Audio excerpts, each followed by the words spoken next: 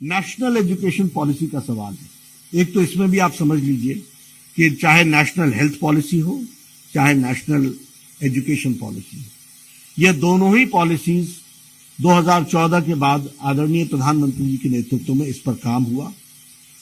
लोगों को जोड़ा गया, समावेश किया गया, सबके विचार सुने गए, लाखों में सजेशंस आए, हजारों में उसको जोड़ा गया और जोड़ने के बाद ये हमारी नेशनल हेल्थ पॉलिसी भी और नेशनल एजुकेशन पॉलिसी भी आई।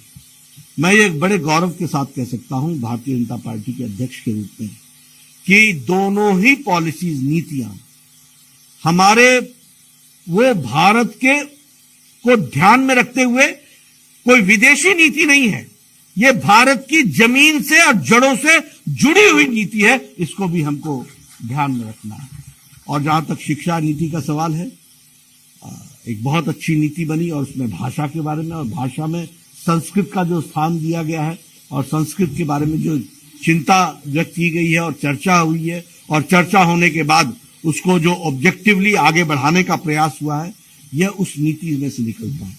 इसलिए हम ये जरूर कहेंगे कि हमारे शिक्षा नीति जो है वो भारतीय परिवेश को ध्यान में रख करके बनी है और उस भारतीय परिवेश में संस्कृत का जो मुख्य स्थान है उसको ध्यान में रखते हुए यह नीति आगे बढ़ी है।